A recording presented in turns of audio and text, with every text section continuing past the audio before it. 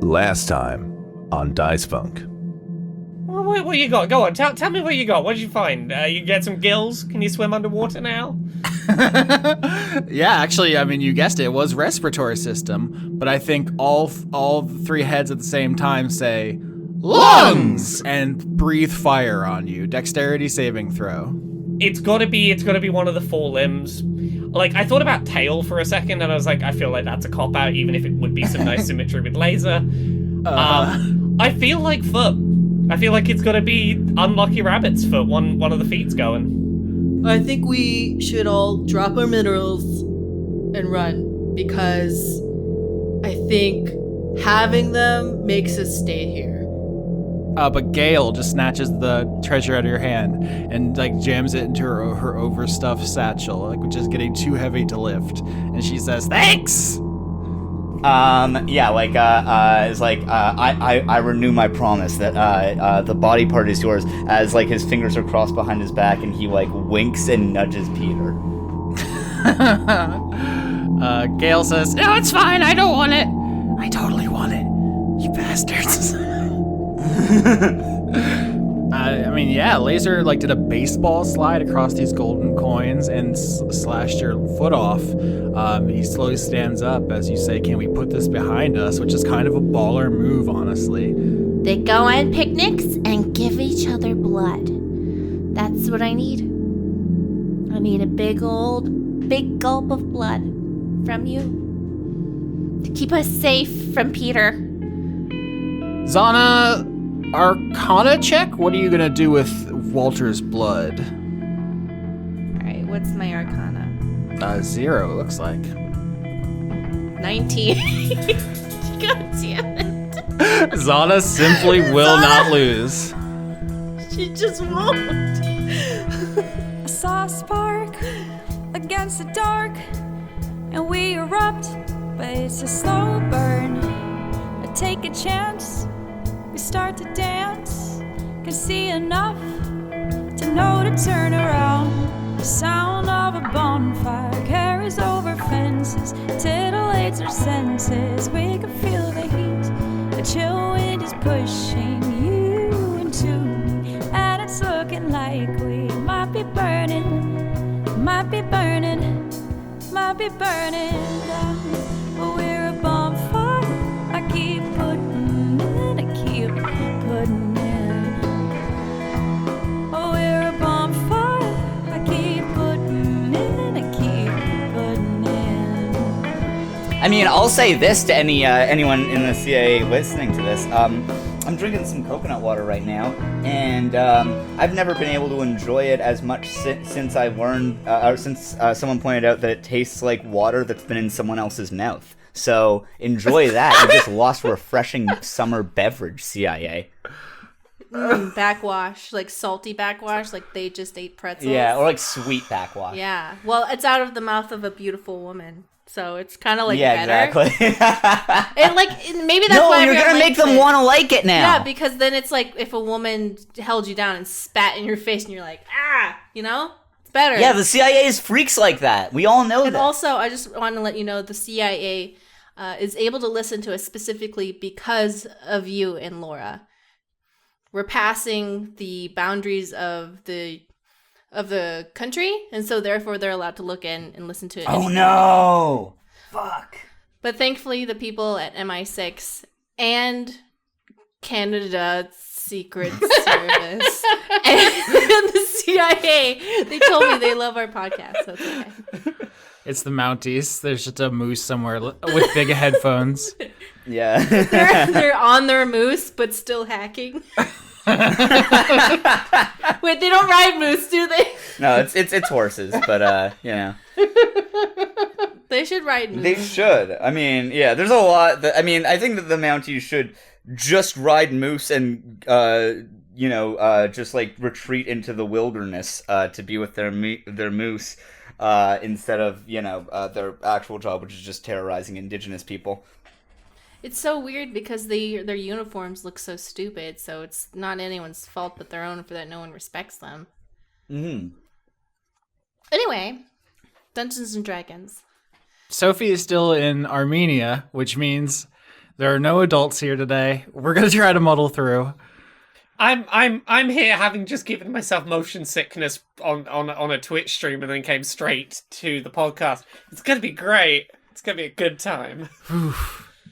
Last time we left the adventure, Juniper lost a foot. That was extremely exciting. That was a fun episode. Oh fuck yeah! The rest of the party, befuddled by the twisting, seemingly endless tunnels here in the reliquary, eventually just decided to bust through the wall, and after a coordinated attack on the tunnel walls, you busted through, and you have caught Juniper's trail. You are following her, along with the Fortunato siblings and Gale, who you actually have promised the relic to. You rolled deception and succeeded, so they're under the impression that you are going to let them have it. Korvok especially, you're the one who's been lying about this. Well, I was saying it to the Fortunato siblings. To Gale, I was like, no, wink, wink, nudge, nudge, they'll have it. Uh-huh. So we'll see how that shakes out. You don't know what Dio is up to, or Ray. They're together. From the audience's perspective, you haven't heard from Dio in a while. Sophie and I are going to record something, and you'll find out what Dio's been up to this whole time soon. Okay. Can I just say, I love that, like, I thought that it was going to be, like, we have to, like, solve this, like, riddle or something, and then we just started bashing on, like, I fully, like started, like, hitting the walls, like, I think, yeah, like, I thought that would be, like, a joke, but, like, the fact that actually worked is very funny. I mean, one of the pit trap full of spikes was rubber, so the person who made this had a sense of humor. Just for flavor, anytime that Juniper has to stop walking at any point now, because mold earth is a cantrip, she's just going to make enough molded earth to like put under the place where there's the missing foot to sort of balance her out. So she don't have to lean on the crutch so much. Just occasional little dirt pile. There we go. That'll do. So essentially you leave behind a trail of little molehills to follow. You know, not always, but just if we're stopping for an extended period of time, tiny little molehill, put the leg on that. There we go. But I think that's what the rest of Pants for Pets LLC like begins following at a certain point, because they haven't quite caught up to you, Juniper. And I think from your perspective, you've had a hard time. You probably, you haven't probably eaten or drank anything in a while. You're probably feeling pretty faint. You're using your crutches to move ahead, just to try to find, somewhere to go. And you, are maybe fading in and out of consciousness. You see the walls here go from the gold to a jade, a deep green jade, and you see there are statues in this hallway you find yourself in of the different gods of trickery and deception. The Sun Wukong statue, the Loki statue, the insect god who had the squeaky hammer that Peter has now, and they're all like leering down at you on these statues. Maybe you can hear voices whispering to you, and you find yourself like stumbling, and eventually before you even realize how you got there, you find yourself in a new room above the door. In previous reliquaries, you've seen like messages before the coffin, which says like you'll be changed forever, or stuff like that.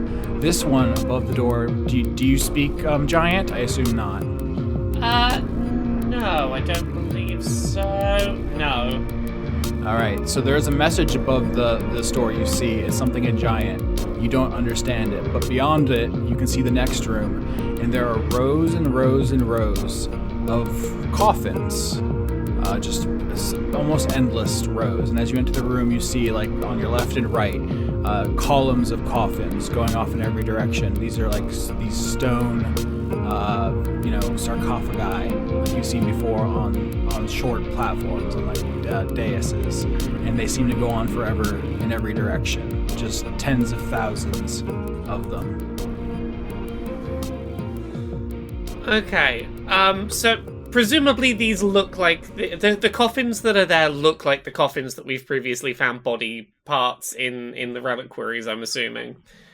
Yep, pretty much. It's like, hey, here's a room full of them, probably only one of them, if that contains anything useful.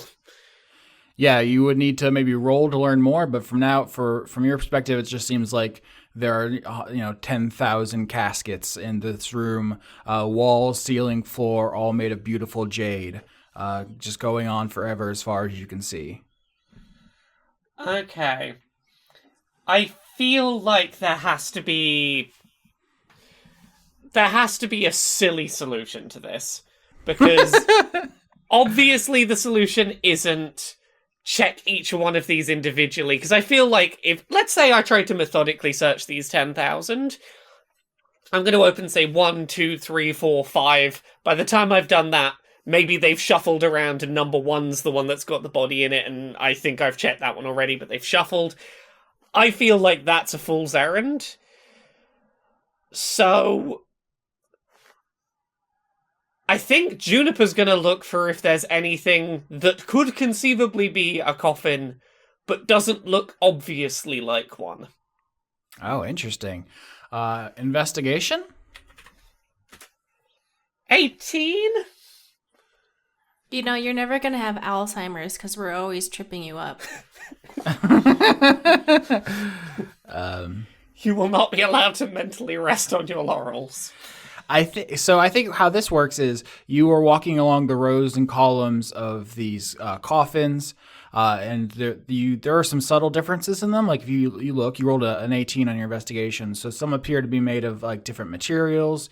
You see one that's like stone, and one that's metal, one that's wood, and you're like, okay, there's something else going on here. And then seemingly as if it's responding to you, thinking, oh, I need to look for something that's not a casket. You begin seeing rows and rows of canopic jars. Are you familiar with these? Yeah, these are the jars that they put all of the organs in the pyramids, right? You take everyone's brain out through the nose and you stick it in a jar. Question, are they filled with honey? Well, we don't know yet. But like when you were looking around in this room in every direction and you were investigating, you didn't see canopic jars at first. But when you start thinking, I have to look for something that's like a coffin, but not, you like continue walking, and then you start seeing rows and columns of these canopic jars. And they have different heads, like different animal head tops. The way that the caskets you've been walking past are made out of subtly different materials. And so that's interesting. It doesn't tell you which one, if any of these are correct, but there's definitely something going on. Yeah. So a first thought I have is, do any of the sort of trickster gods that were depicted outside this reliquary, do any of them have a head that would be recognizable as like, aha, here is the one canopic jar with them on top? Yeah, this is an interesting ambiguity. So the episodes where we've talked about these gods haven't all been released at this time of recording, so I don't know if there's been discourse about this. But like on the big golden door, there was like a giant, a human, an insect, and a monkey. And I've used a couple of these names to describe them, but not all of them. And you understand from previous reliquaries that there's like a progression. There's like the ancient primordial god of deception, and then there's like an Olympian kind of god of deception, and then there's like a modern day god of deception. It's almost like the monkey becoming human thing. Yeah, what's that called? I'm gonna find it. The evolutionary link. The evolution thing. I'm Googling it. But yeah, so the actual body part you were looking for would belong to the most recent god of trickery, god of deception, and it hasn't been explicitly said out loud which one that is. So yeah, like that information is something we've been talking around. Like you said, Sun Wukong to open the golden door, but you don't know that that's actually whose body part it is. That's just one of the gods on the door who, you had to solve the puzzle of like what's going on to get inside. Yeah, because I think Juniper's thinking here is if these are like animal heads on top of canopic jars, like monkey head atop one of those might fit thematically, but also this might be just another red herring, because it seems like this room is showing me what I want to see. It was showing coffins because I expected to see coffins maybe, and now that I'm thinking, oh, I'm looking for something that isn't a coffin, it's showing me something that isn't a coffin. Mari just put in the chat that the image I was discussing was March of Progress by Rudolf Zallinger. Originally known as The Road to Homo Sapiens, which is not as cool sounding. I get why they changed it. But yeah, so the body part belongs only to the most recent god of deception, but all of them have had statues in reliquary, and everyone you've been in before, like the god of death, the god of nature, they've all depicted multiple gods, but only had one part. Yeah. So I think you see a canopic jar with a monkey head, but that doesn't guarantee anything. Yeah.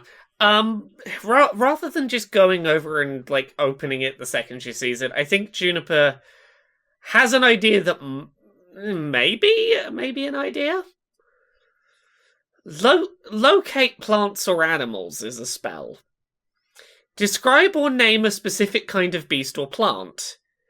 Can I describe guts of god of trickery?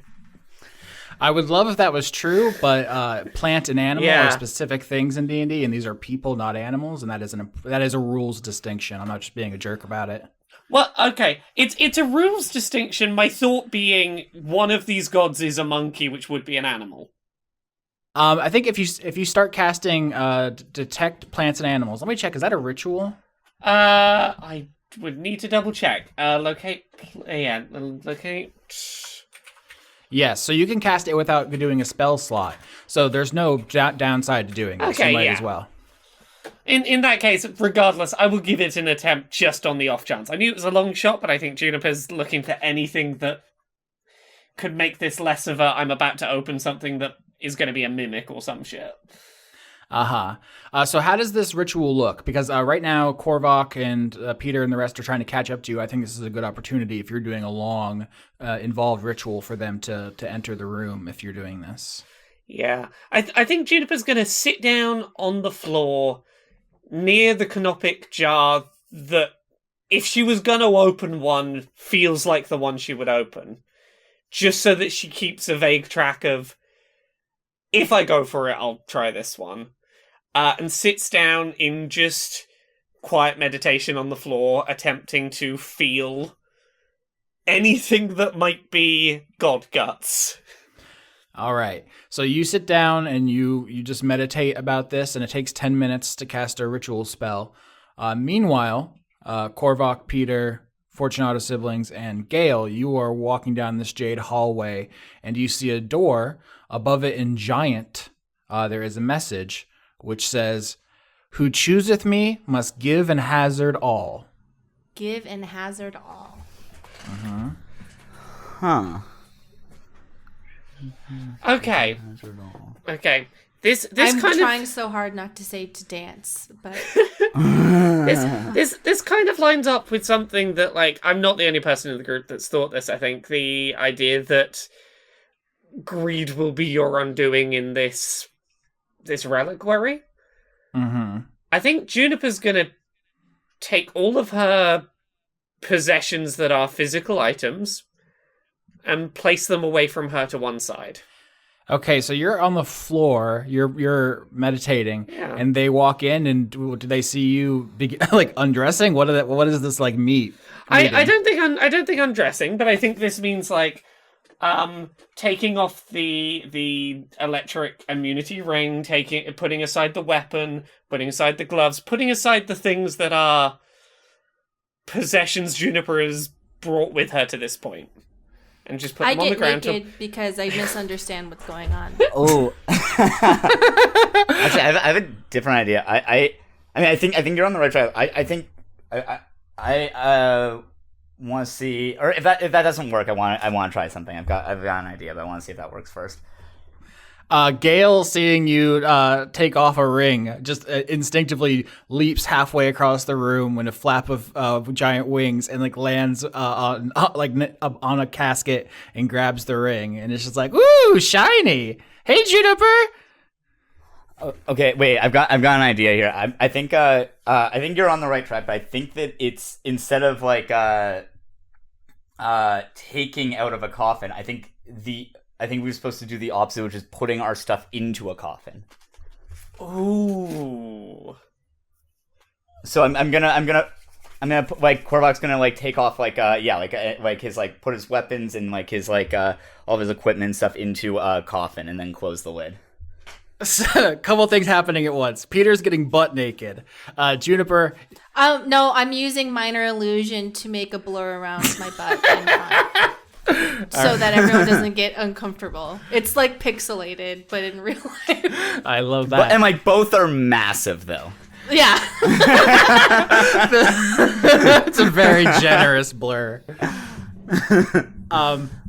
Juniper, do you say anything to Gale, who has just greeted you? Hey, Gail. I have one fewer foot. How are you?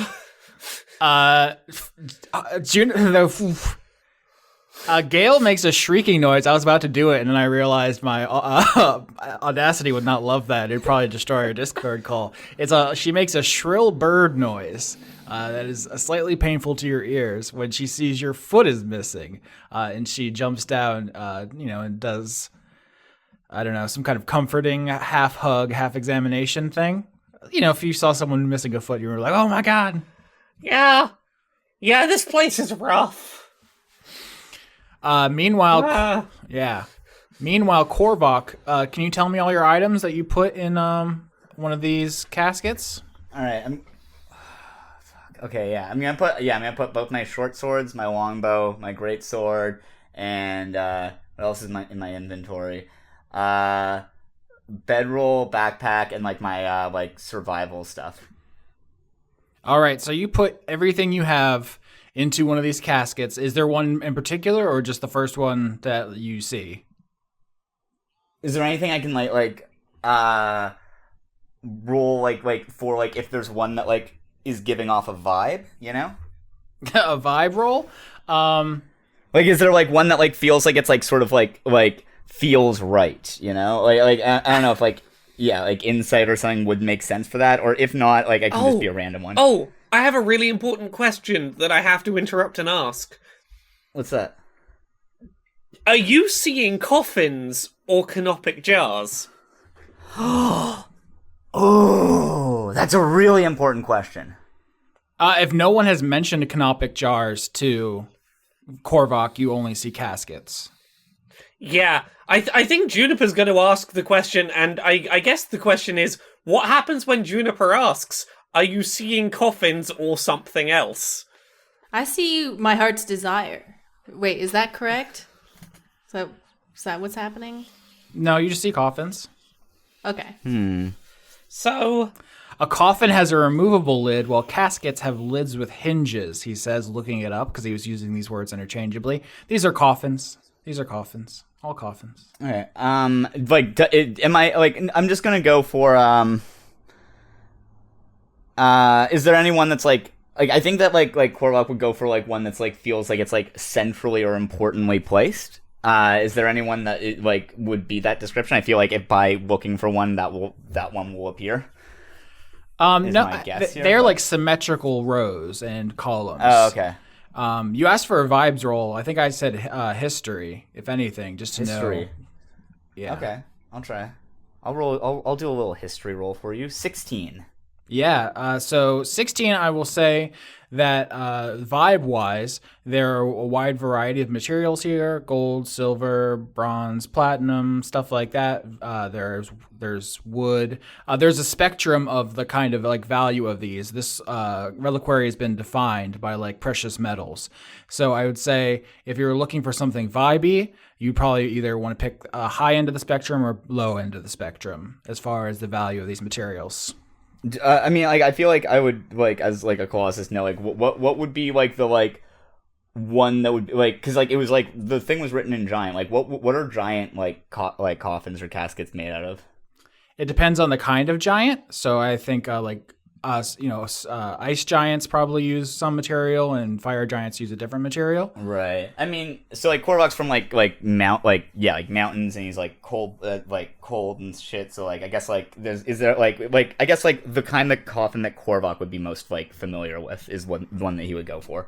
Yeah, I believe that would just be simple stone, just like just rock. I think you even have an ability. Simple to you. But it's in a good way. I think it's like It's that meme that's like one person like picking from like a genre and then like like someone else picking like and there's like a million genres. You know what I mean? No. Oh fuck! I'll find a picture of it and post it. But yeah, I don't know. Carry on. But yeah. Stone's endurance was the ability I was thinking of. That you have an affinity with stone as a Goliath. Mm-hmm. Where you literally have a kinship with it. Yeah. So I'm going to put all my stuff into the one that I have like a kinship with. All right. You put all your items inside. I assume and close it up. You close it up. Everyone give it a kiss.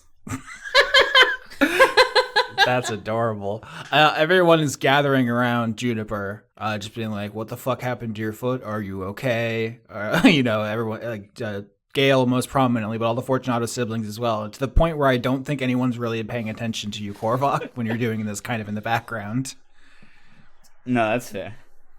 Juniper's in the background, just being like, "Yeah, this is what I get for trying to not have that little shit get killed a while back. Should have just let him get killed on that table. It saves so many problems." Okay, Sam has posted a meme of someone who thinks there's only gnome music and someone who sees that it's actually 36 subgenres. Who has, yeah. All right. No, I actually have never seen this. I keep thinking I'm online, and then you or Sophie says something, and I'm like, I've never seen a computer in my life. I love a good bit of tree wave. Yeah. Dirt step is kind of my jam. Yeah. Lepra crust. Tag yourself. I'm flower violence. I'm dirt step. Yeah, there's dark underground, deep underground, and dark deep.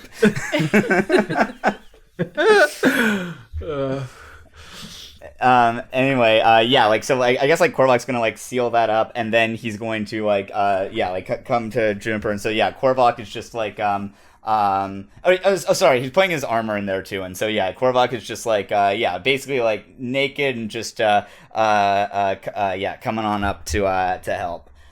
At this point, Gale pulls out her electric guitar and plays healing music. Everybody short rest with the Song of Rest, which also Peter has. So everyone gets 2d6 in addition to any dice you spend to heal. Hooray! And that means I can get some spell slots back. Yeah, what does that do with spell slots? How does that work? Well, I have specifically a thing called Natural Recovery, which lets me get some back, but that is a thing I have for being a Circle of the Land druid. Oh. Yeah.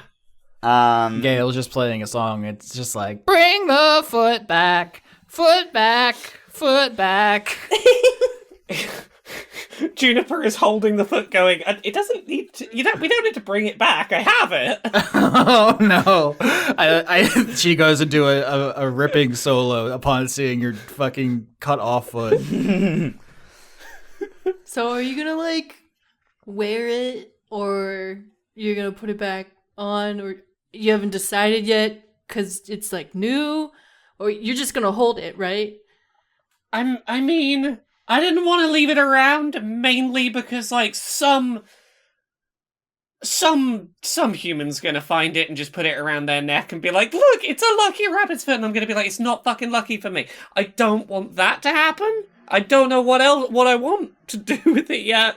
I don't want to, like, walk upon someone and go, that's my fucking foot you'll wear. I don't want to have that happen. I know that much. Oh, okay. You keep holding on to your foot then.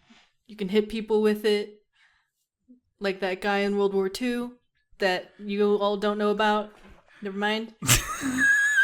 Peter has seen beyond the veil. Blue. Peter knows he's in a game. He knows about World War II.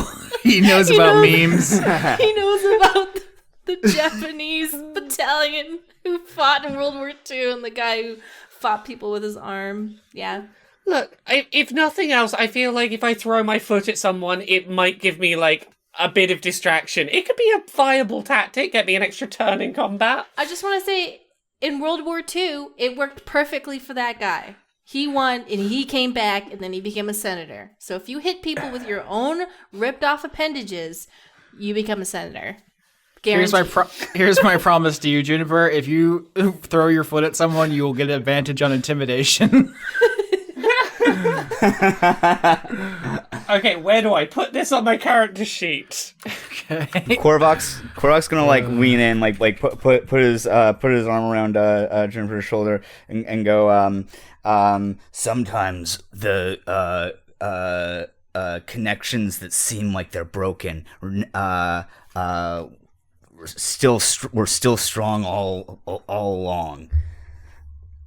Well said, Korvok. I don't know what the fuck he said. Thank you. I think I'm getting better at making speeches. Yeah, I think so too. You keep believing in yourself.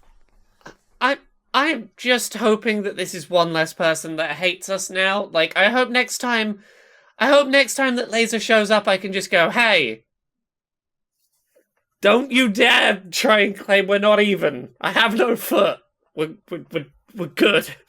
I have a feeling he's gonna be a dick about it, so don't have your He's gonna be a dick. expectations too high. He's not gonna respect it. No, he's not. I'm just be a putting your dick. expectations. No, within I the- know. Yeah. Fortunato says, maybe you can roll into a ball to move instead of walking. And she tries to demonstrate this for you, just turning into a goo ball and rolling around. I clap. Oh, wait, Korvok's gonna be like, did you get a handshake from him though? About this deal you had? I don't think there was any deal. He chopped my foot off, and I said something smarmy to him, and he left. You didn't. You have to get the handshake. Hey, Mia right now knows that, yes? No, Mia at the time was concerned about the lack of foot. I know. I'm sorry. I'm not mad at you. I'm mad at the situation. Well, he didn't give a handshake, so it's really more on him. But he's not. You can't trust his promise now. That's true.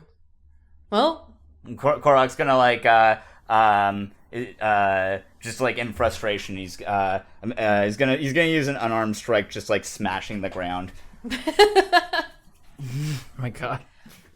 so what do you guys want to do about the door?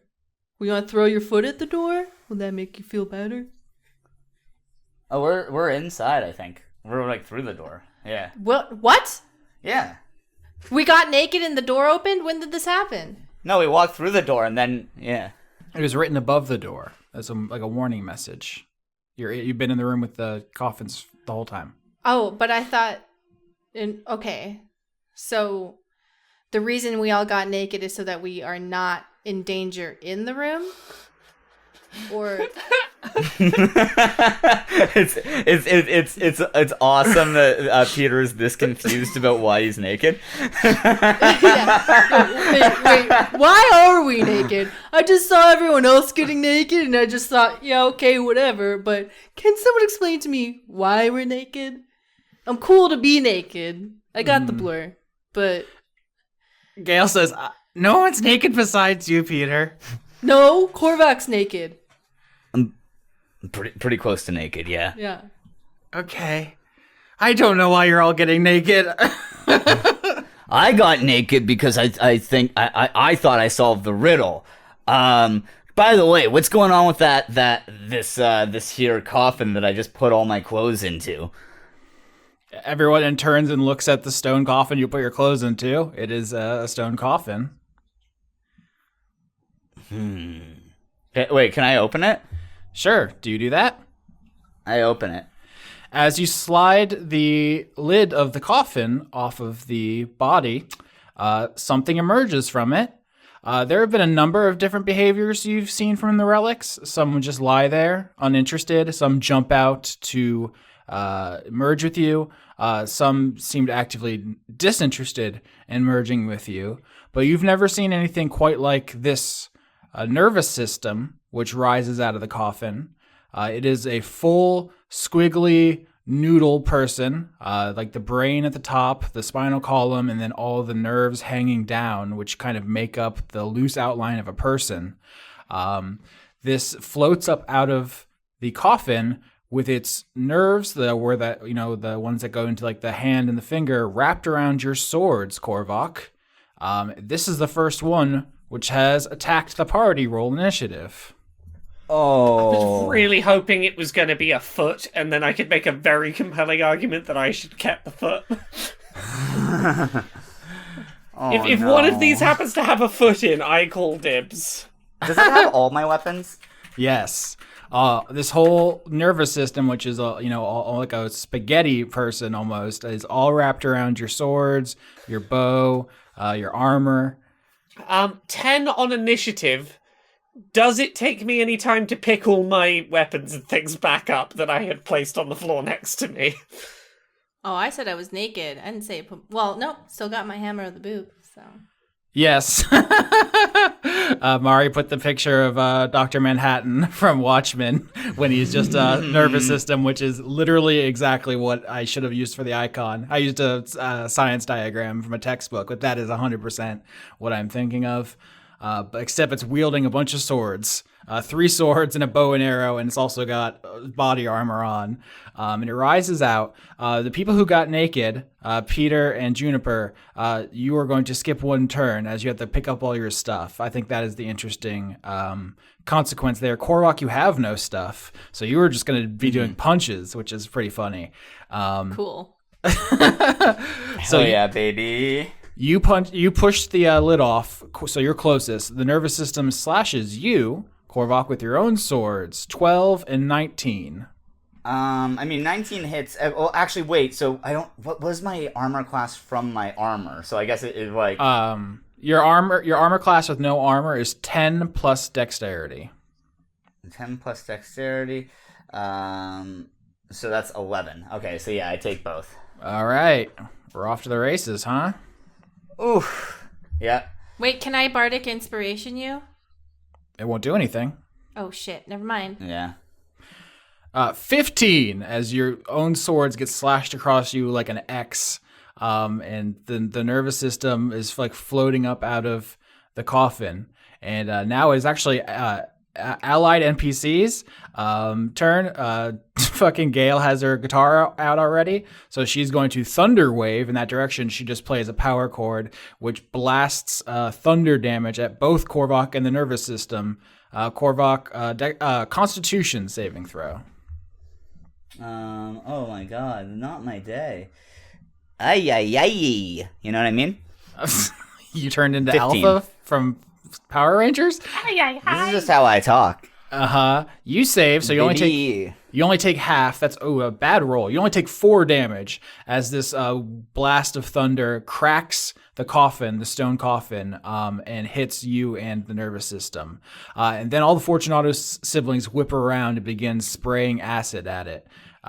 So it is back around to Peter's turn. Peter, you actually won initiative, but you had to pick up your stuff.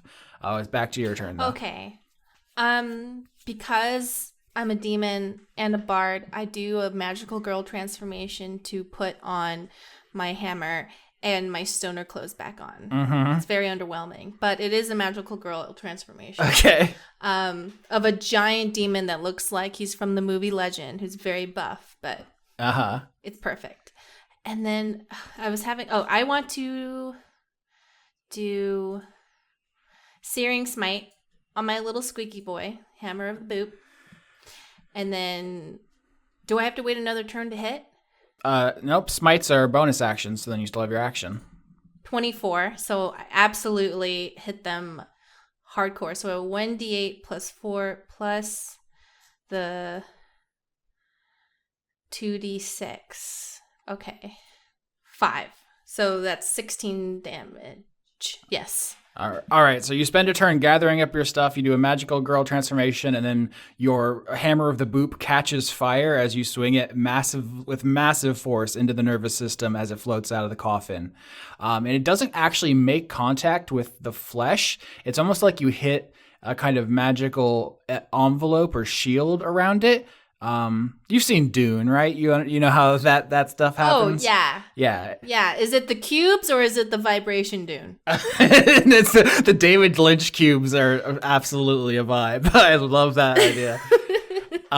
But yeah, it seems like what you strike is the animating magic holding it aloft and not actually like the dead flesh itself. But it's a solid hit.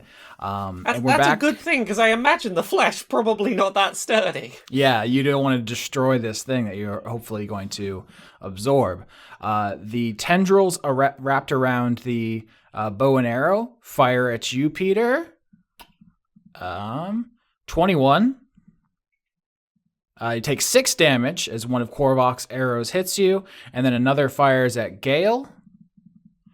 9. Gale deflects it with the guitar, and we're at Juniper, who pulls on your ring and picks up your rake. Juniper is gonna cast a guiding bolt at this thing to try and make it more hittable by other people later as well. 23 to hit. Nice. Yeah. 12 damage. Nice.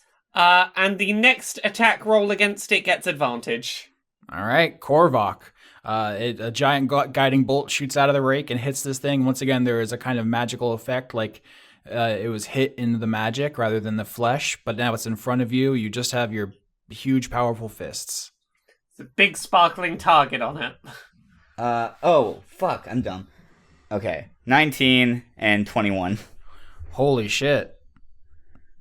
And You're 5. punch They're fucking just hard. 5 anyway. Oh. I'm really good at hitting, but I only do 5 damage when I hit. Plus 3, so 8. Mari just said in the chat, Searing Smite. At the start of each of its turns until this spell ends, the target must make a Constitution saving throw. I didn't do that, so I will do that now. Botch. It's extremely on fire. 4 damage. So now the nervous system is just on fire as Korvok begins punching it. And when I hit it, I'm gonna be like, "Oh, did I touch a nerve?" I'm gonna roll for psychic damage. Hold on. That's really good.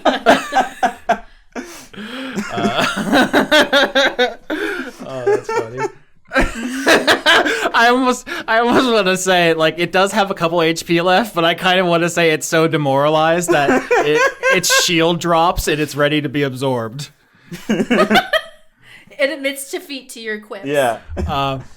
Yeah, so this is, okay, so it's on fire, and so to dispel it, it like bursts the shield, like magic shoots out of it in a wave to get rid of the fire, but now it has nothing blocking someone from absorbing it, and Gale, Fortunato, and Korvok all like look at each other.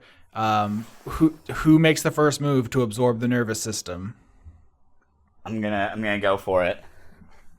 All right, dexterity contest, because Fortunato and Gale both go for it as well. Okay. Is that dexterity save or just dexterity? Save. Save. Okay. 24, and that's a crit. Oh my god, it's a crit. Holy shit. You really don't want us to have any friends, Oh my do you? god. Crit fail. Oh no. Fortunato fucking botched. Gale gets a 9. So not only do you get it because of crit, you body check Fortunato in midair and send him flying into a coffin, like a fucking silver coffin, like 3 rows down, and he somehow gets knocked into it, and like the lid lands on him and fully puts him in his grave like the Undertaker.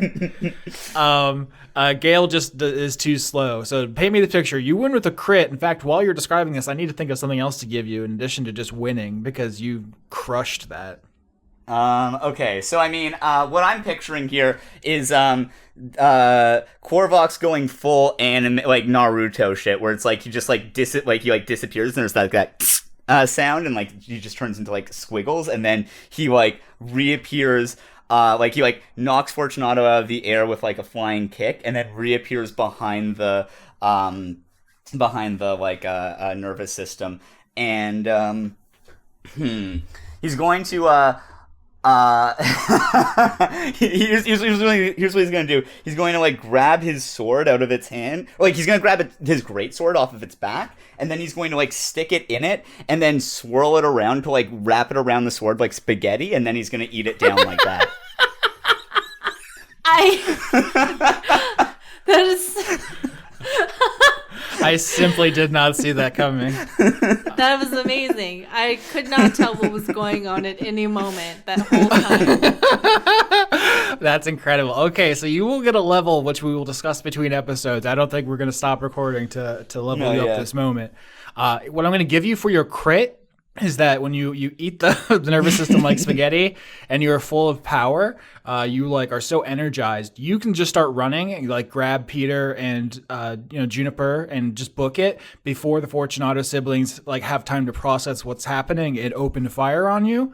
Okay. Because if you don't, we're still in combat and they're all three of them going to attack you. But because you crit, you can move quickly enough that they simply don't have time to like swivel and like start firing on you. Yeah, I like Naruto teleport like behind everyone and like pick them all up. And then I'm carrying my clothes and like I like sort of like give them to like someone to like hang on to, but then like I'm still just naked, and then I just like Naruto like disappear, and I'm like now we're just like booking it out of there.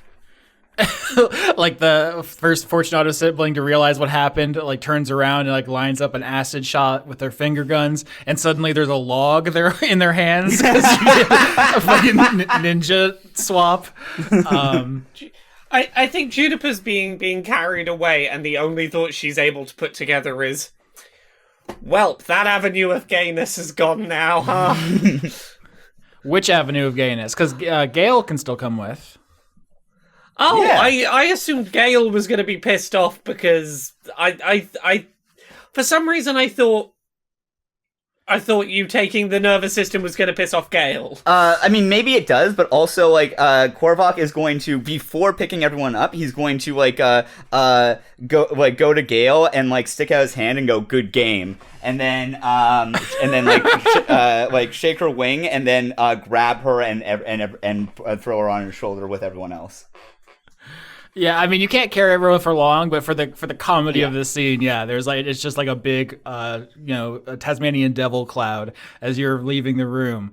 Gale did want it, but also, yeah, she doesn't feel lied to the way the Fortunato siblings are. You never rolled deception to to promise her. So she's like, we both went for it and you won. We can talk in person in a minute. Let's get out of here before we have this conversation. But no, the plasmoids are absolutely like you fucked us on this one. Like splashes of acid and poison hit the door frame as you exit, and you can hear them in the distance. Athletics to run, everyone. I'm sorry. Yeah, okay. 24. Jeebus Creebus. This is the one thing that I can do unbelievably well. I've got a 7 in athletics. So Juniper's just lost a foot, which isn't going to be great for running away, but I'm gonna say Juniper uses wild shape because we had a short rest to transform into a goat. So I will now roll athletics as a goat. This is interesting. Do you think the goat's missing a foot, or do you think this is a kind of like full body loophole? I think both could be interesting. Because it could be like the person who's always loved plants more than animals coming to rely on being an animal to have all their feet. Could be an interesting storyline of like appreciating animals more. Or it could just be like, hey, you can't actually escape the consequences of your actions and you have to live with what happened. Let me have 1 second to have a look at something before I commit to an answer on that. It's funny where you're talking about this now because as of this recording, the trailer for the new Dungeons and Dragons movie came out, and big nerds were saying that someone in the trailer uses wild shape to turn into an owl bear, which you can't do because owl bears are not beasts; they're monstrosities, which is the wrong category for wild shape. Get their ass. So that. You know what? I think the way this plays out is that Juniper transforms fully expecting to have all 4 limbs in goat form. Face plants. There is a missing foot on the goat. All right. So I guess just roll regular Juniper athletics for goat missing a foot.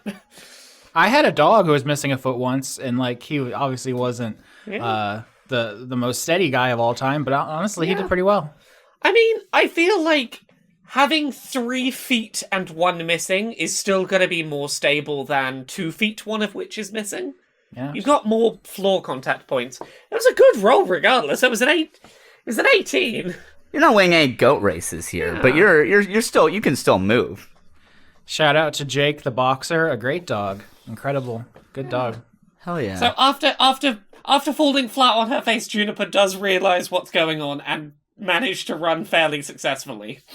All right, yeah, the party runs away from the Fortunato siblings. You go back through the Jade room. You go back into the the chamber full of coins where you fought Laser, back into the dark tunnel. And now this is the question. Once you're in here again, where do you go? Because this is just an endless looping nonsense. Oh, sorry. I mean, I feel like we've solved this puzzle. You can just start breaking down the walls. So you enter the tunnel from one side and just like the juggernaut just go right through the other wall. I mean, maybe not right through, but we just start whacking. Yeah, just attack the wall. All right. Do we know any plants or beasts that are outside the exit to this reliquary? Because I could point us in I could help us find the direction to get out. If we know something that is at the exit. Yeah, I mean, as a botanist, Juniper, I'm going to say you don't even have to roll for that. You can just say that you're like, oh yeah, I saw some roots, the ones I talked to in the hallway just outside the big golden door.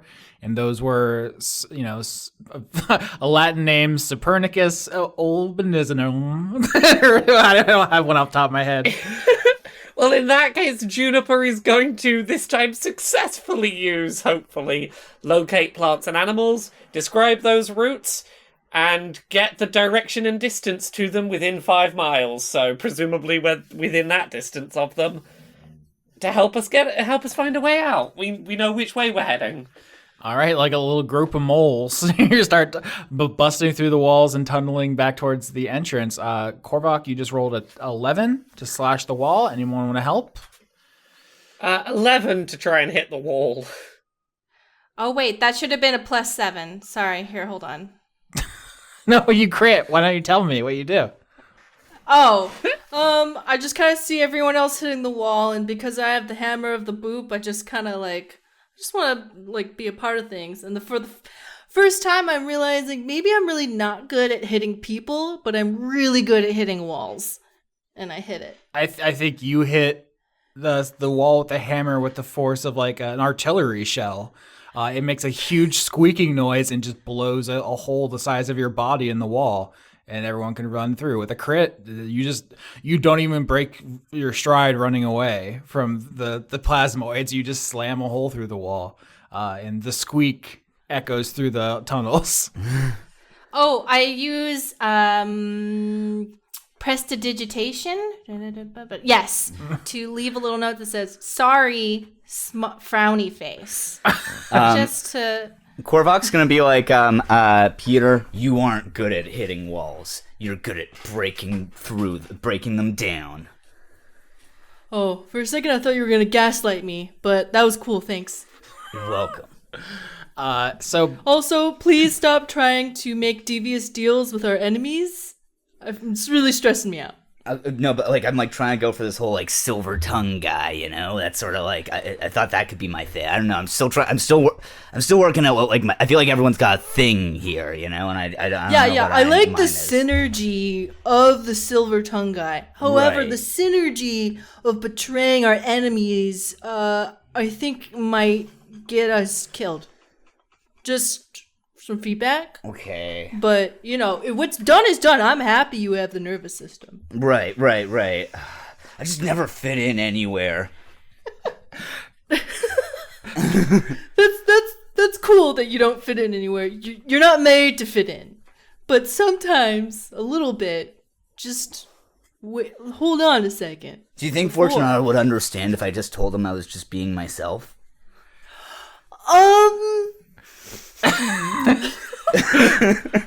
As if in response, you hear in the distance, "I'll kill you!" My child hates me. I I remember the day I birthed them. Gail says, Korvok, is it your thing being fucking huge? How is being a brick shithouse not your thing? I mean, I just feel like there's like so much more to me than that. I don't know. Like, I want to study business and be a motivational speaker, but that's dumb, I know. Nobody said that was done. In fact, I think it's a great idea. And you know, the best part of motivational speaker is convincing people they shouldn't kill us. That's true. true. You should work on those skills. Okay. I think you're going to be great at them. Thank you. I like how I just realized that from everyone else's perspective, you're huge, but from a Goliath perspective, you might just be normal size, and so it doesn't occur to you. Like growing up, every time I met someone new, they'd be like, "Oh, you're so tall, you should play basketball." And it's like, I'm tall, but I'm not like NBA tall necessarily. So I imagine that Korvok is also just like not impressed by his own size in relation to the people he grew up with. I'm just a regular guy. Just a dude. Yeah. Because Peter crit and Juniper, you had that idea with the plants. I want to say you get away pretty clean. Like you go through the tunnel, you know which direction to go through. The hammer of Boop just smashes holes through the walls, just punches clean through, and you go back into. You find yourself in the corridor with the spike pit where all the spikes are made of rubber, and you can just like run through it, and you find yourself back in the opening of the reliquary, back in like the entrance. And here's a thing, which is that the wagons you defaced and you wrote messages on, like you're a little troll, and you drew dick butts on them. Yeah. And we took their wheels. And you took their wheels. They are gone, and Scorpion is here, and its wheels are gone, and someone has defaced it and written "Trolls Rule." Trolls with a Z. Can we put the wheels back on it and then take that one? They took your wheels and are gone. Well, we have their wheels, and we can put their wheels on our. Did they take back their wheels? Of course. Fuck! Wait, I thought we had the wheels on us. You are carrying the wheels, dude? You cannot carry a fucking there were 4 wagons. We're gonna park next to the people that we fucking carjacked and then leave their wheels on our wagon. I'm sorry. Stop yelling at me. It's like if they weren't heavy, but they were awkward. You think Peter was carrying 16 wagon wheels this entire time? That was your mental image of this? Dude, you're like 20 feet tall. You could have worn them as hair clips. Extremely untrue. You have a huge lead on the plasmoids, but they will catch up eventually. What do you do?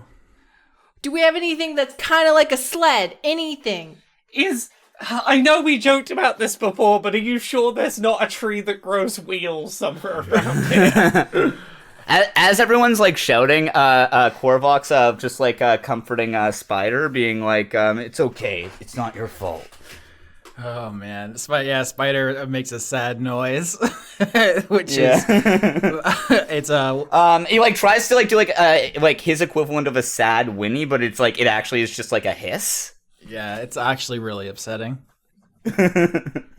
All right. Is there anything like skis? Spider's actually a lot of different animals, but they're all just inside. Do we have anything that can be like skis or slippery? Maybe something slippery in front? I don't know.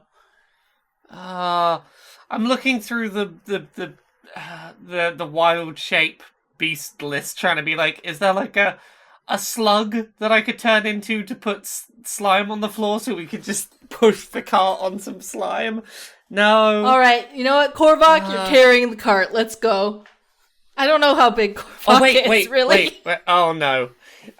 I was looking through the beast list and one of the things was centipede, and I forgot that that's probably just a regular size centipede. And I was like, if it was a big centipede, many legs we put the cart on the back go like that. There's got to be something I can become. Do I have anything slippery, gooey, round? What do we got? Gooey, Slippery, and Round is definitely my debut album. Let's think. Gooey, slippery, round. What other things make it so you can go? I mean, I'm sure the audience is Rocket packs. I'm sure the audience is screaming that there is a spell called Grease. Just none of you have it because none of you are wizards, which I believe it is a wizard exclusive spell. Okay, can we look around for wheel or greasy things? Are there any oil lamps? What do I roll for that? Yeah, I guess we can say that the Juniper maybe left an oil lantern behind. Can we grease up anything with the oil in that lamp? It might help. It won't be. That's not a full solution, but as part of a solution, if you're MacGyvering, I grease up the bottom of the cart to make it more slippery to be pulled. I can already see the YouTube video where it's like disproving Dice Funk's bullshit. They're like, we got a wagon, we greased up the bottom, it has no wheels, let's try pulling it. And they're like, this is myth busted. Hey, I have an idea. Hey, Austin, I watched a video today where someone cut a car literally in half and only had the front half of it and the front wheels and it still drove. You can make a lot of vehicles move if you are determined. I have an idea. Are there pillars in here? I think there were statues with pillars. Yeah, and actually in the next room. But okay. Oh, come on, Korvok. We're breaking down the pillars, and we're going to use the pillars as those kind of logs that they use, where we move it from the back to the front, and then we're going to move it across. Is that a good idea? That's actually so smart. I like this idea a lot. Okay, yeah. So like we're going to do it like how people used to move like old houses. So let's go punch pillars. Yeah, we can get like a bunch of them. Yeah. Yeah, go get them. Let's go. What, do we have to roll anything? So I know what you're talking about, where you can roll it across. That's like you can move it a short distance. If you make like a Flintstones. It's Flintstones rules. Flintstones wheels. Audience, I probably fixed this in post, but for the record, Mari is shouting at me right now. Flintstones wheels. Do you want to make like tank treads essentially out of this? I'm not quite sure. I know what a tank tread looks like, but basically what I'm thinking is we're gonna use 2 big pillars to yabba dabba do Flintstones car, the fucking big thingy. Okay, yeah, okay. I see what you're saying. Yeah, if you have the pillars under like horizontal under the wagon and they're rolling along with it, we can do something there. The thing is, you don't have your mechanic, Vimble, who's all about this kind of stuff. So we can roll. No one has proficiency, though. 4. 18. 16.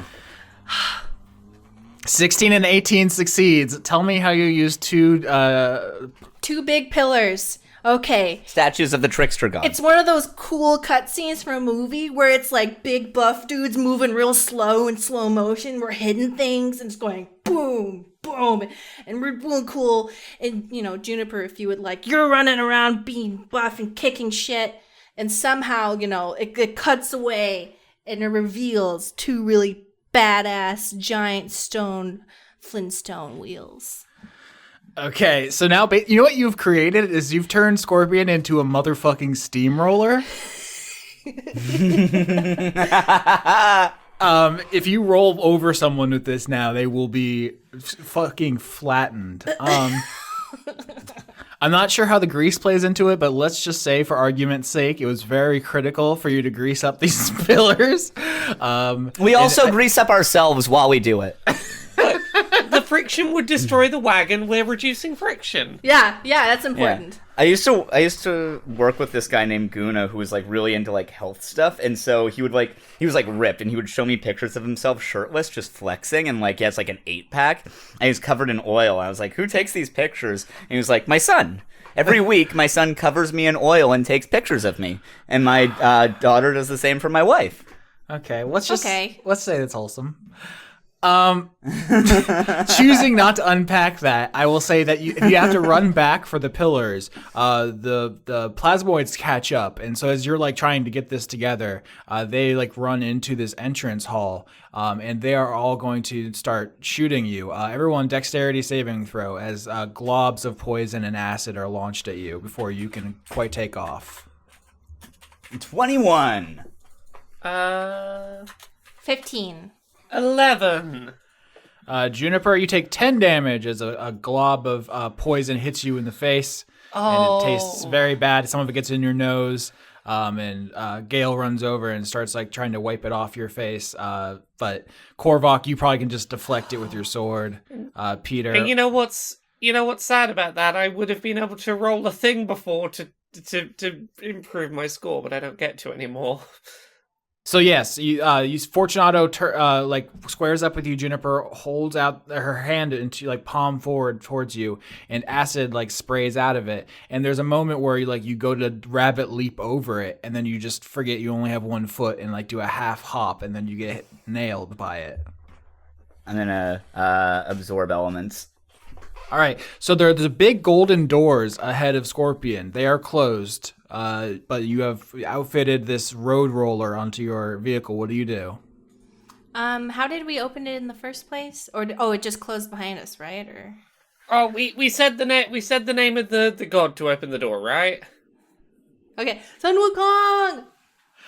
The doors open again, and you have an escape as the plasmoids start to like try to jump onto your vehicle. Quick, get on! We have to get out of here. Oh wait, we're enemies. I push. Strength contest. I don't want them to be trapped down here. They know how to get out, right? You guys know how to get out. And I push and I use strength. 17. 16. 8. All right, Juniper, you have the highest roll, so 17 beats 16. Do you want to paint me the picture? Because you are like covered in poison right now, but like Gale is trying to wipe it off, and you see Fortunato like stretch like their whole body out, like in an arc, and try to get up onto Scorpion. What do you do? I think the flavor for whatever it is that Juniper does here is very much, I can't look weak in front of Gale. So I think Juniper sat down on the back of the wagon, simply winds up as best she can, and swings forward with the rake and tries to basically just go, oh, you're leaping this way? Nope. And hit you back as if hitting you with a baseball bat. Gotta hit the baseball off into the bleachers. You go sprawling across the deck of Scorpion as you home run slam Fortunato back into the other plasmoids, and Scorpion rolls away back into the tunnels. I shot the way out is just yell Sun Wukong. I don't want to get trapped. It's stressing me out. As you say it, it closes again. Yeah. Yep. So you are back in the tunnels again, and we can discuss a couple of different things, including Korvok and Gale discussing who got the guts. The question is, where are you going? There are a number of destinations you have like unlocked, as it were. There's the Lovebug Queen, which you got from getting Lovebug on your side, Peter. There's the exit, or at least the path you think takes you to the exit. You saw like the first time you were here. There's also the room with the hand nailed to the wall. You want to say goodbye to your family, little buddy? Yeah, I feel like a hand nailed to the wall is not a vibe. We can go with the hand nailed to the wall vibe if you want. We can go see a giant metal queen. We can move on with our lives. If we had all the time in the world and weren't being chased, the queen seems like a cool idea, but I feel like we need to get as much distance between us and the people that have just been pissed off as possible. I will say, now that you've had a moment to calm down, because you're getting some distance, and you can look through your stuff, you see that the Duma cult has stolen your rations, so you no longer have food. That's going to be a problem. And you also find a note, which left by, it appears, Dio. And it says, "Gone for a while, we'll catch up. Dio and Ray." Oh, we forgot Dio and Ray. We didn't forget them. They left without us. Therefore, they left us, so we're fine. I think it was something I said. No. Well, no. Probably not. And if it was, it's fun. How would that be fine? Don't worry about it. How's your nervous system feel? No. Can you feel mess twice as everything good? up. No, you look, feel stuff, and then you can feel it even better. Yeah. My stomach's in knots, and I feel even worse. Whoa, wait, why? Oh, because I feel guilty, or I feel more. I feel everything more, and I feel bad and guilty and awkward, and so I feel even more of that. Oh, what do you feel guilty about? Well, if I did something that was weird, that time that with Dio when I was hey, who says that? Yeah, well, that's okay, because we've all done embarrassing things. One time I had coordinated the downfall to an empire, and you just gotta forgive yourself for those things. You just gotta move on. Really? No, but you gotta heal. I'm sure it was not something you said, and even if it was, it's not worth ruminating about. The next time you see Dio, just say, "Hey, if I said anything, please let me know," and they probably will. Juniper is on team. We should head for the exit because we are being followed by people we imminently just pissed off. True. But if we go to the Queen, I think they'll help us with those people, and the hand is mysterious, and that's pretty cool. As much as I would like to give my love bug what it wants, I would like to do what's best for everybody, and also, I don't think we should enact any more negative things on other teams because we are the baddies, and that sucks. So I think we should try to not write graffiti on things because for some reason maybe an entity keeps giving us cosmically ironic punishments for what we do, and I think maybe a lesson needs to be had. No more stealing wheels. Maybe crime in general might not be good. We'll see. A lot of seasons of this show have kind of a Mass Effect feel. This one's more of It's Always Sunny in Philadelphia.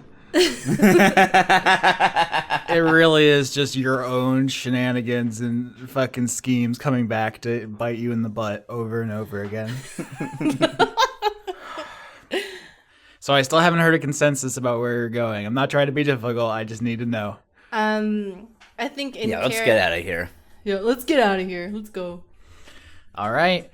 So the Scorpion starts going back towards the fork in the tunnels where you originally thought you could go straight ahead to the east. On the way there, Gale says to you, Korvok, "That was a pretty sick jump you did there. How'd you get so much height? You don't even have wings." I'm just, I'm just pretty, I guess I'm kind of strong. I just, I like to work out and stuff. I don't know. It's nothing special. It's anyone can do that. Can you show me? I want to be able to leap like that. Yeah, I mean, okay. All you do is you just you just exercise your legs. Just try and crush some boulders. Maybe 2-3 times a week at least, and then you'll get some good leg muscles there, and then you can really jump.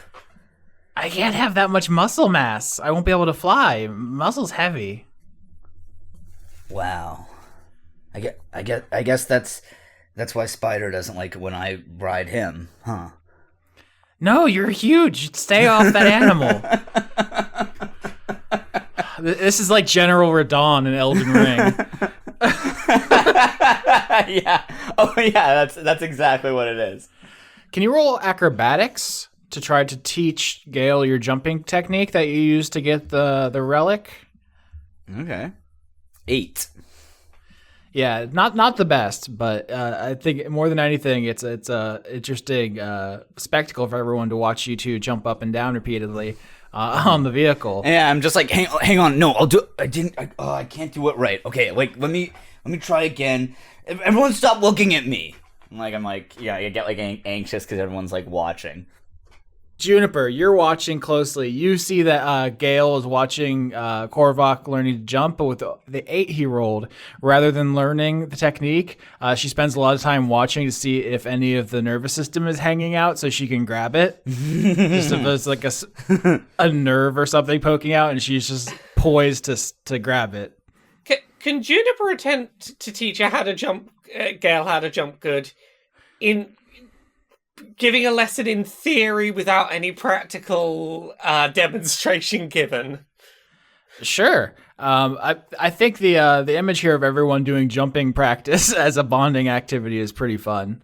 As the scorpion just rolls through the dark. Eventually, up ahead, you can see a light at the end of the tunnel. And is that what we're doing as we approach what appears to be the exit? Yeah, we're all jumping. Sure. We're all doing synchronized jumping. Juniper is not jumping, but Juniper is describing the flaws in everyone's jumping. Like, here's how you jump better. And that's what you're doing as Scorpion reaches the edge of the tunnel. You see sunlight up ahead. You can probably smell like outside. It just smells different. It's not like these stuffy, dark tunnels. There's plants and animals out here. So it feels like the right direction. And as you get to the light, Scorpion hits the boundary between these, and then there's a disorienting feeling that washes over everyone, like a nausea, and you double over. Something very strange happens, and you find yourself back in the dark tunnels, and there is no light to be seen. And Gale is gone. Oh, it's magic cursed? If you want to know the answer to that, roll Arcana. 4. Juniper doesn't know shit.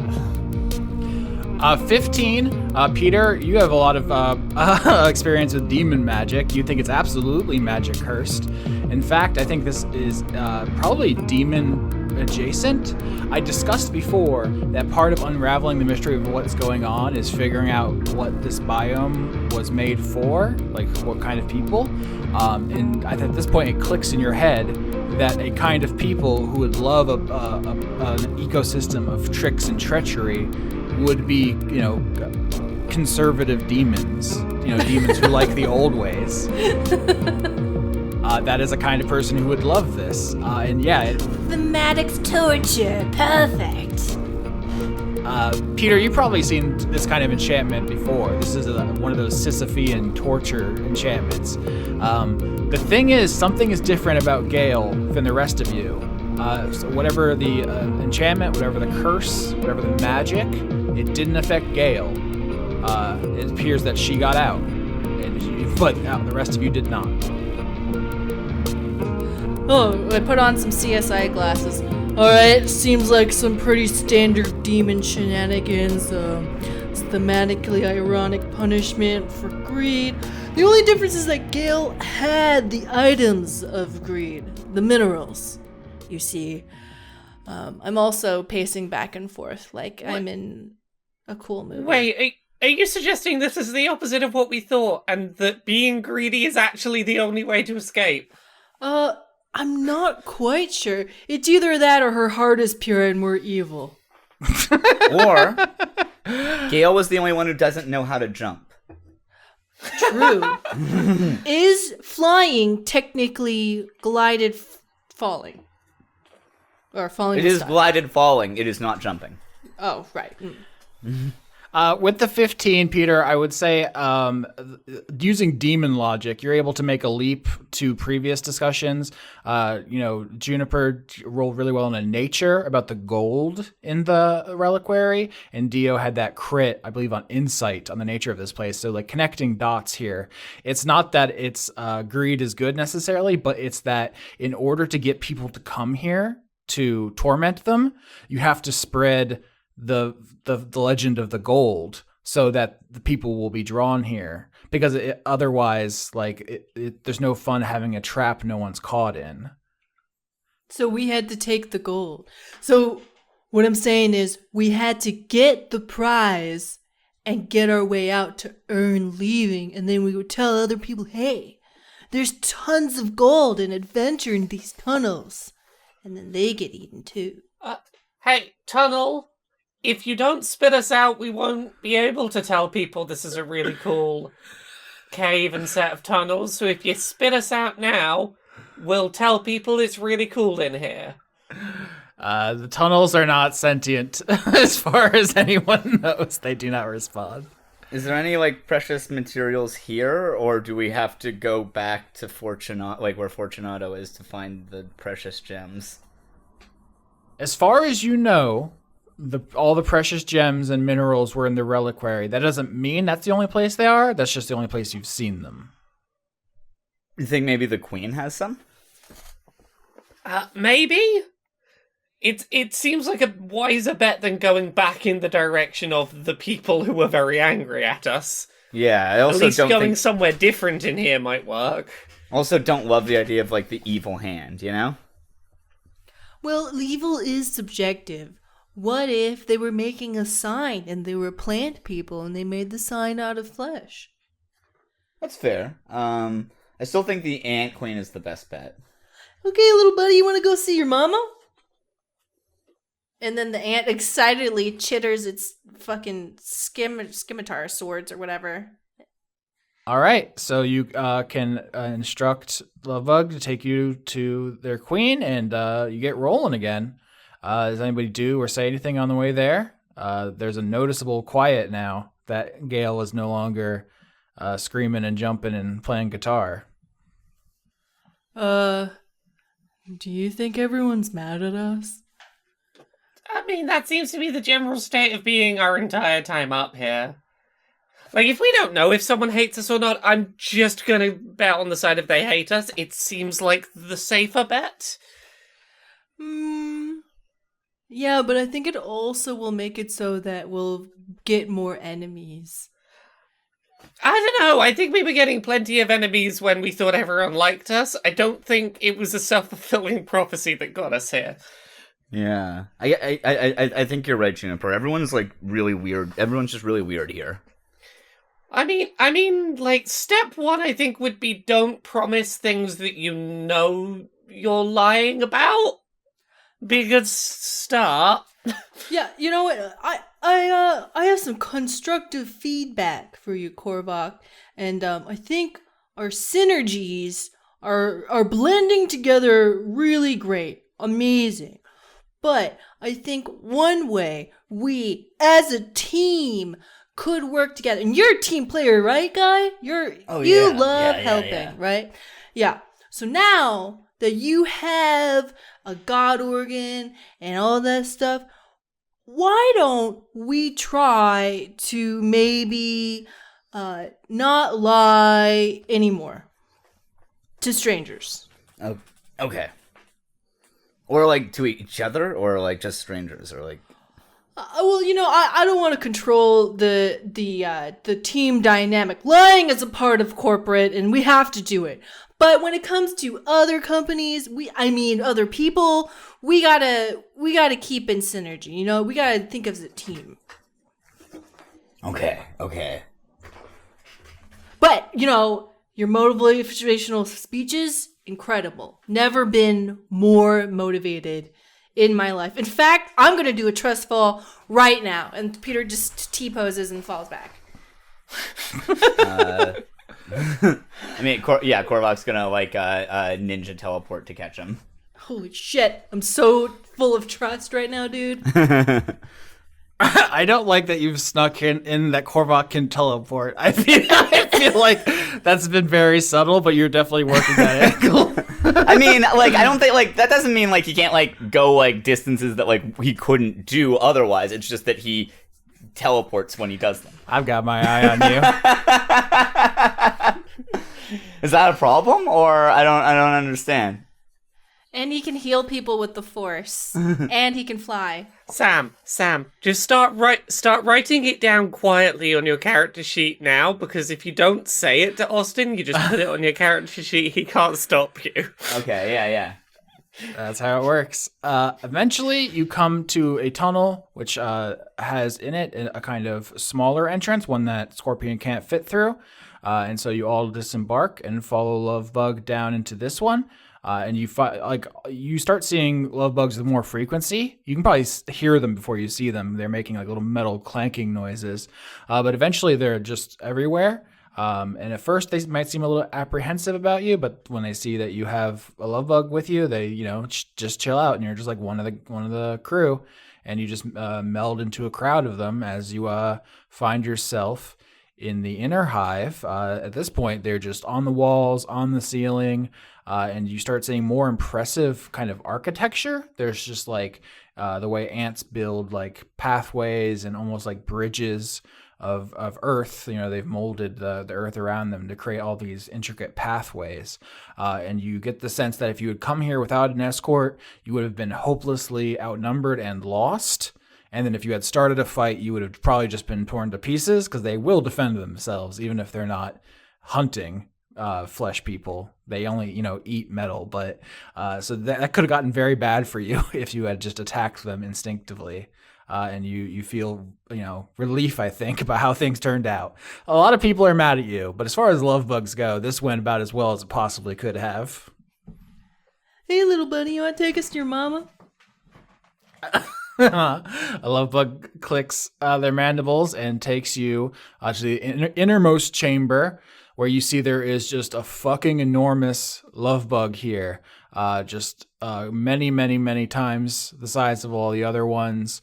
It basically takes up a whole wall. It's like, hanging upside down on the wall ahead of you. And it is simply unfuckwithable. It is the size and the sharpness. It is, if you tried to fight this thing, you would probably lose. It'd be like, an unwinnable boss fight if you tried that. I can I talk with the queen through the love bug, or can I tell the love bug what to say? What's Roll animal handling. 19. Yeah, that's pretty good. If you do, I think simple gestures and words to your love bug, it can translate for you. So go ahead. First, thank you for letting me soul bind with one of your children.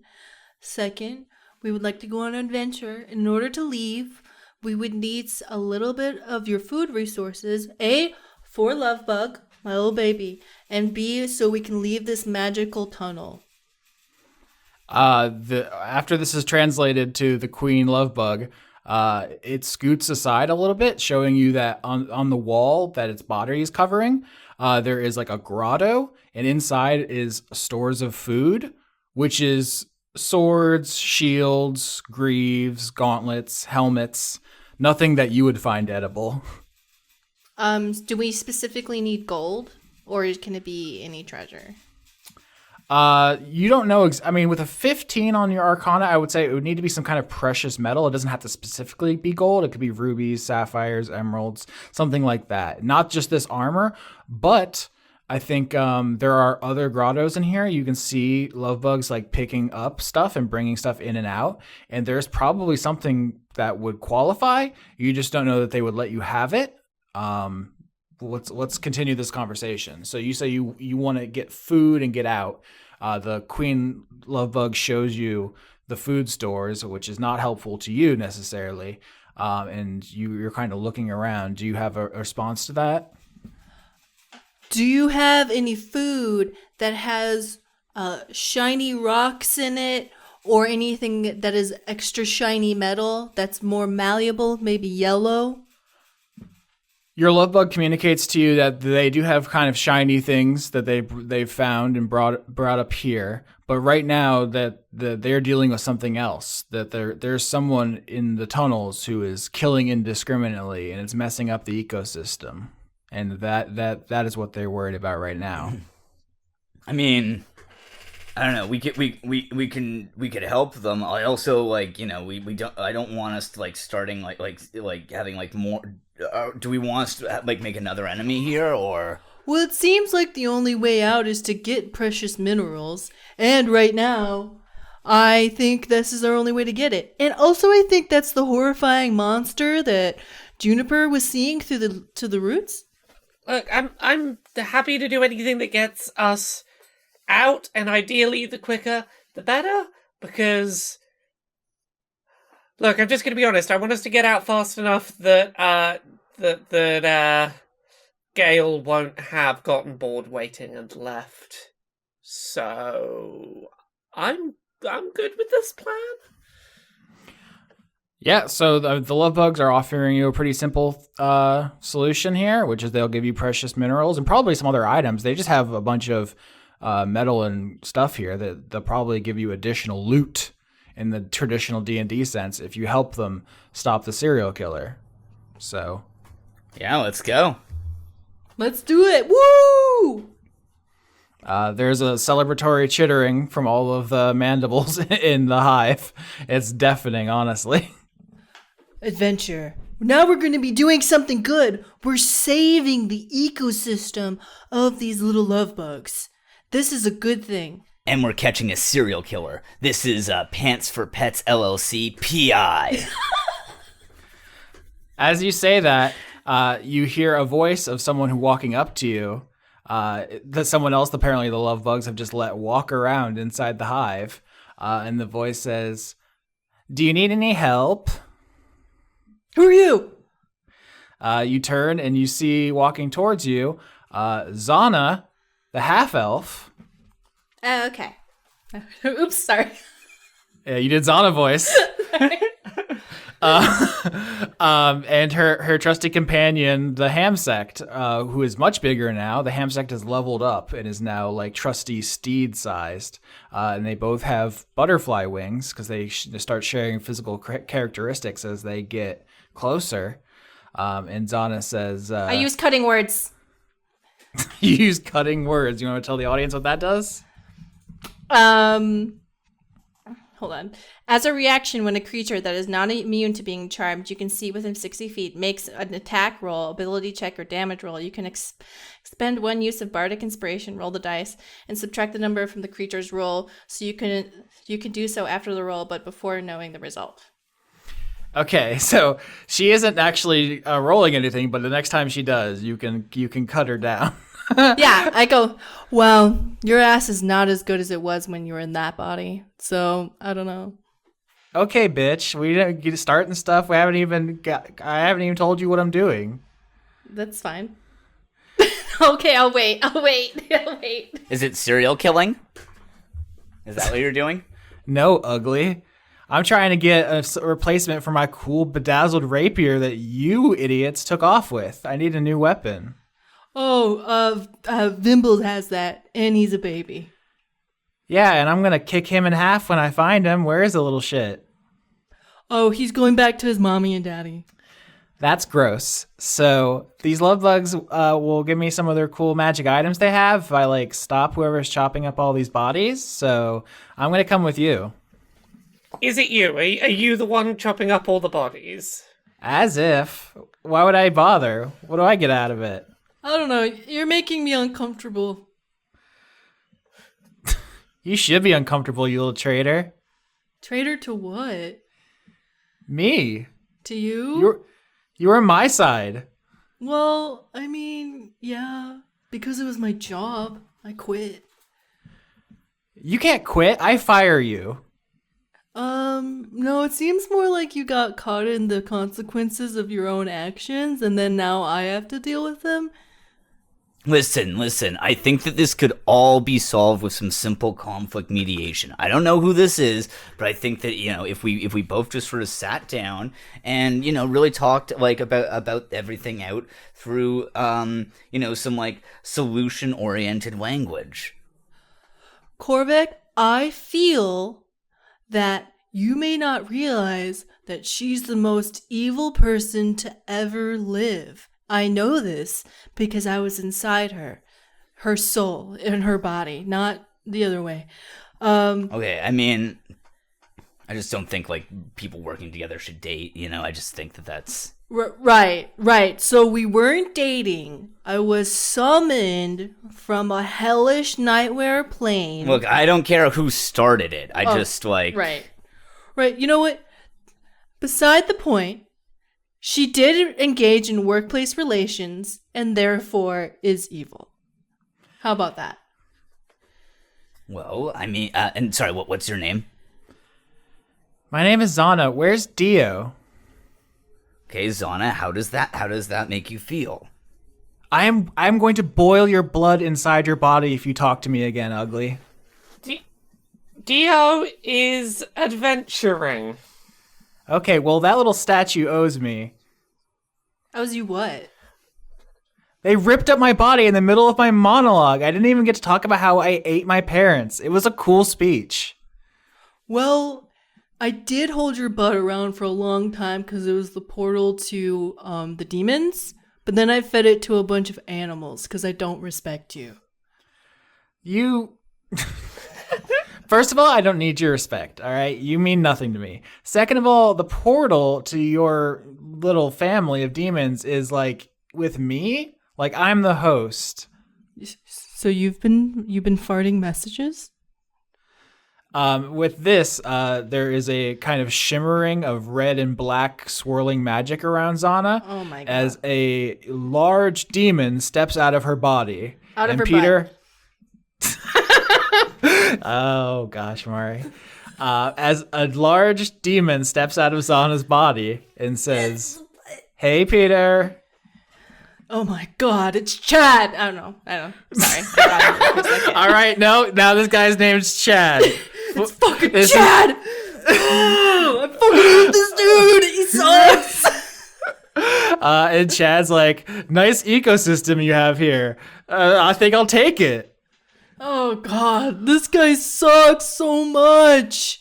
Oh, he was just like so good at everything, like torture, murder, manipulation, capitalism. I just realized Chad rules. I didn't know he did until you started behaving this way, but it's great. I'm inspired now. I had a different name and backstory ready for this character, but now they're Chad, and they fucking rock. And he has a backwards hat on for no reason. I saw a spark against the dark, and we erupt, but it's a slow burn. We take our chance and start to dance, can see enough to know to turn around. The sound of a bonfire carries over fences, titillates our senses, but we don't need the heat. A chill wind is pushing you into me, and it's looking like we might be burning down. But we're a bonfire, we keep putting in, we keep